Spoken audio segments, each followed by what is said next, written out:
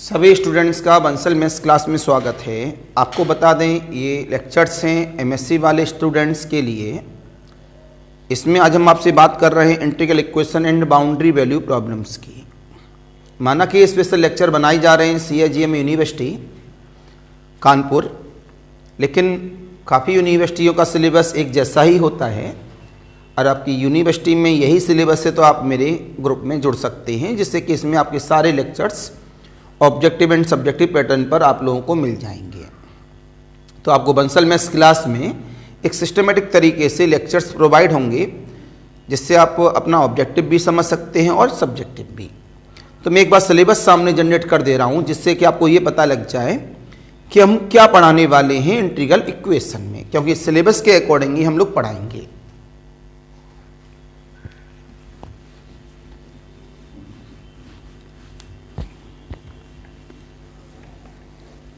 लेकिन आपको लेक्चर्स लगातार मिलते रहें, इसके लिए आप मेरे चैनल को सब्सक्राइब जरूर कर लीजिएगा। तो हमारे पास आता है आज के हेडिंग में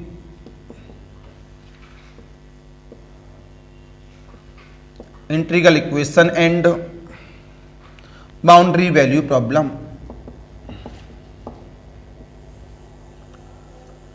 ये वाला टॉपिक नेट GRF वगैरह में काम आता है, तो आप इसे नेट GRF के लिए भी देख सकते हैं, क्यों इसके बिना आप ऑब्जेक्टिव कर नहीं पाएंगे।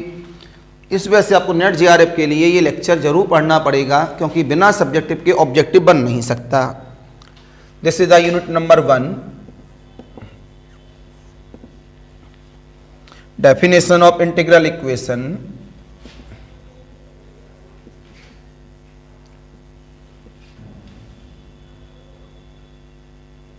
टाइप ऑफ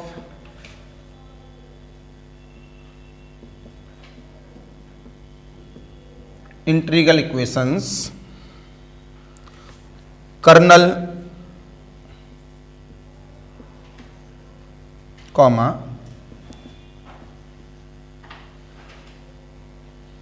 दो नाम इसमें हम काम करेंगे, फ्रेडहोम का और वोल्टेरा का। दोनों में से कोई भी नाम इस्तेमाल किया जा सकता है। एल साइलेंट होता है इसका, and Volterra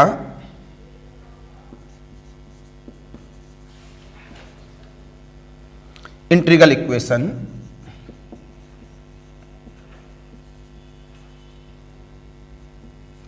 verification of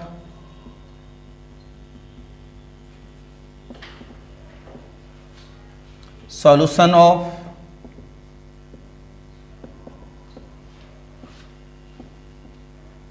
integral equation, conversion of integral equation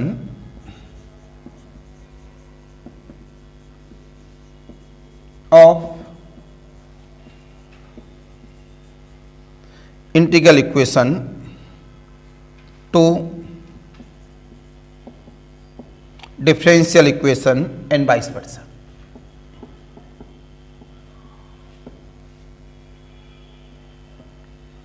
initially value problem,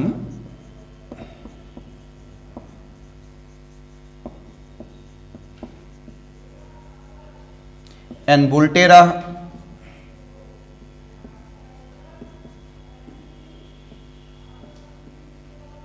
integral equation, boundary value problem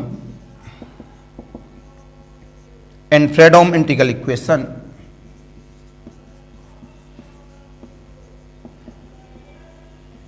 ये हमारी यूनिट नंबर 1 है, जो काफ़ी काम की है हमारे नेट GRF वगैरह के लिए, और MSc में तो काम आएगी ही। अब हम बात करेंगे इसमें यूनिट नंबर 2 की।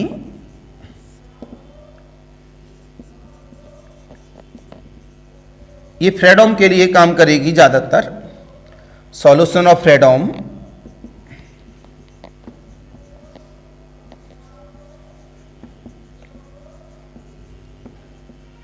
Integral equation by method of successive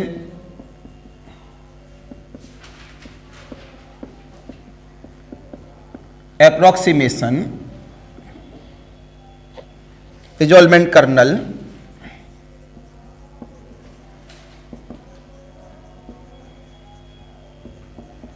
solution of Fredholm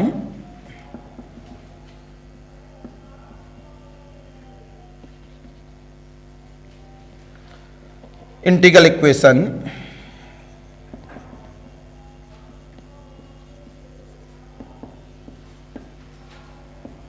by method of resolvent kernel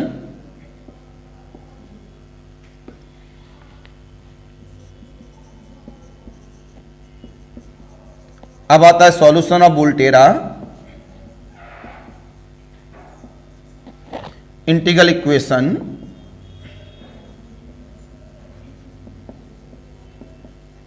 bye the method of successive approximation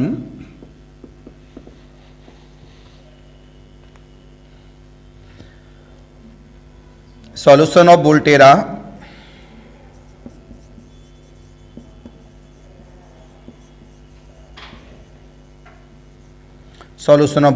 integral equation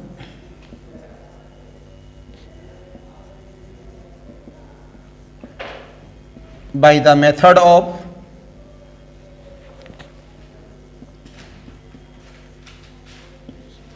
successive substitutions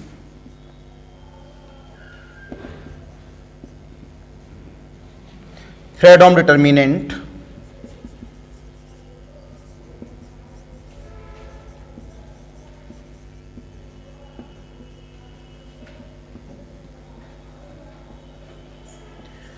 convergence of Fredholm series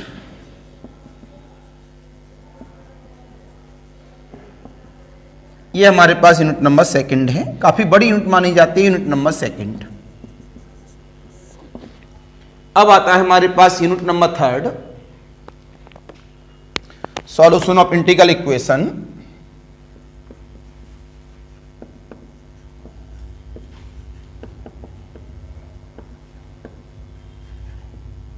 bye the method of Laplace transform. तो आपको Laplace transform का idea होना चाहिए, तो घर से आप लोग क्या करें, बीएससी वाले लेक्चरों से लाप्लास ट्रांसफॉर्म के जितने भी फॉर्मूले हैं उनको याद कर लें। Convolution type colonel,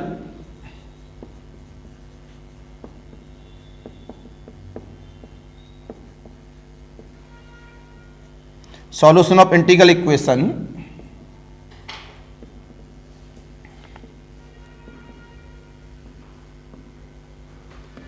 by the method of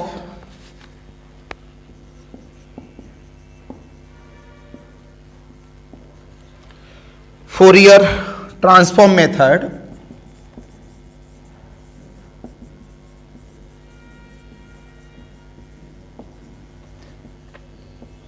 तो सीधा सा मतलब है लाप्लास ट्रांसफॉर्म के सारे फॉर्मूले आपको याद होने चाहिए बीएससी के, तभी आप पढ़ पाओगे इसे ढंग से। और फोरियर ट्रांसफॉर्म मेथड के भी सारे फॉर्मूले याद होनी चाहिए। ध्यान रखिएगा बीएससी के वाले लेक्चरों से निकाल कर इसको रेडी करें फॉर्मूला। बाकी जो मेरा सिलेबस है उसे मैं कराऊंगा ही। Cauchy and Hilbert kernel and singular integral equation, singular integral equation Cauchy and Hilbert colonel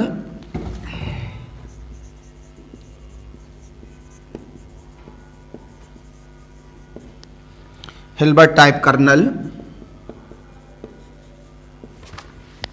comma solution of singular integral equation,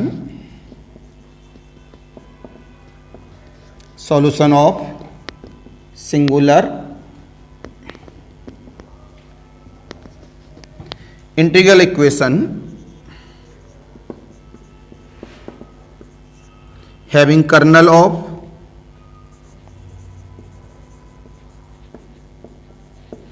HS H of T type। Unit number fourth, 4 unit होती है हमारे syllabus में। Boundary value problem, initial value problem, Green's function,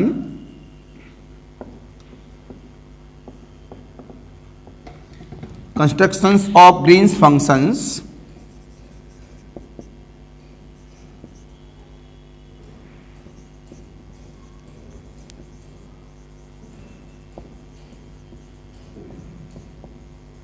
Green's function from given boundary value problem, from given boundary value problem, application of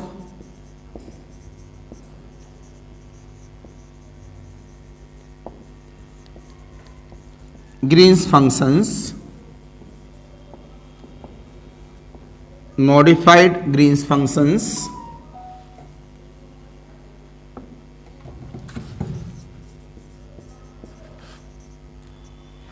and direct delta function.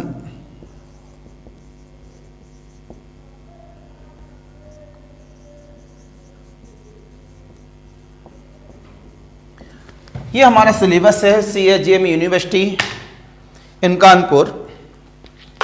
तो काफ़ी यूनिवर्सिटियों में syllabus as it is मिलेगा और सबसे अच्छी बात है नेट JRF में ये सिलेबस काम आने वाला है। इसके बिना आप प्रॉब्लम लगा नहीं पाओगे। तो ये दो इससे पहले वाले टॉपिक में मैंने आपको बताया था एडवांस एब्स्ट्रैक्ट अलजेब्रा का सिलेबस और इसमें है इंटीग्रल इक्वेशन का एंड बाउंड्री वैल्यू प्रॉब्लम का। ये दो टॉपिक जनरली वे में हैं, वैसे तो इसमें 3-4 टॉपिक हैं। फ्लूइड मैकेनिक्स है हमारे पास, इधर हमारे पास में वेवलेट है, कैलकुलस ऑफ वेरिएशन है, मैथमेटिकल मॉडलिंग है। अगर इनके लेक्चर्स भी आपको चाहिए तो वो सब प्रोवाइड होंगे आपके पास। इस वजह से आप मेरे चैनल को सब्सक्राइब करिए, जिससे कि कभी भी कोई भी नया लेक्चर अपलोड करूं आपको पता लग जाए कि नया लेक्चर अपलोड हुआ है। कुछ लेक्चर पेड वर्जन होते हैं, कुछ लेक्चर हमारे अनपेड होते हैं, पेड नहीं करना है, फ्री में दिख रहे हैं, लेकिन कुछ लेक्चर्स हमारे पेड वर्जन होंगे। मैं उम्मीद कर रहा हूं कि आपको लेक्चर आगे बहुत अच्छे समझ में आने वाले हैं। उसके लिए रेगुलरिटी बहुत ज़रूरी है, लेकिन सिलेबस अपनी फेयर कॉपी में ज़रूर लिखें आप। तो आप बंसल मैथ्स क्लास के चैनल को लगातार सब्सक्राइब करते रहिए, कमेंट वगैरह करते रहिए, जिससे कि आपको कुछ अच्छा सा मिल सके। तो ऑनलाइन वालों के लिए फिर नमस्कार, बाय बाय।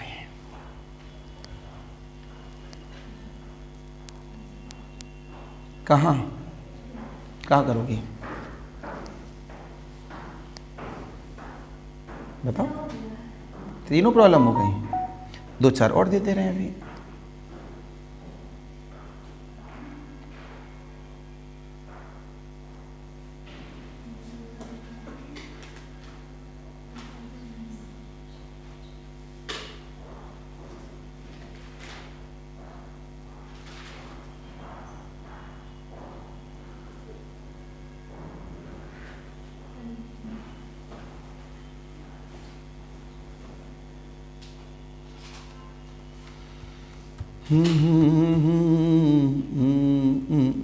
रिजल्ट आने वाला था,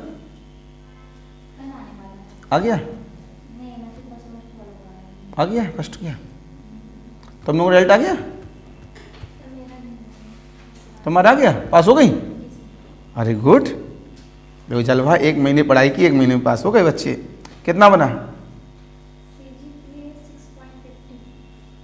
चलो गुड। किसी में बैक तो नहीं लगी? डर था लेकिन पूजा हमको कहीं बैक न लग जाए, क्योंकि इतनी जल्दी पेपर दे दिए। भरबड़ में बच्चे दे देना लेक्चर करेंगे, उसको रेडी करें। नहीं अच्छा लगा। तो मिठाई कहाँ है हमारी? मिठाई नहीं खिलाओगी? ये बुरे हैं, मतलब 2 महीने में 250 लेक्चर तैयार किए हैं, तो इनको बुरा कहोगे? एक जमाना था बच्चा, लोग 60% भी नहीं पहुंच पाते थे, तो आपके भी इतने इससे ऊपर बनेंगे। 250 लेक्चर 2 महीने में रेडी करना अपने आप में बड़ी बात होती है। 60 दिन में 250 लेक्चर, एक दिन में 4 से 5 लेक्चर। जब लेक्चर करोगे तो उनको रिवाइज करने का समय चाहिए ही नहीं चाहिए। तो ऑनलाइन वालों के लिए नमस्कार, बाय बाय।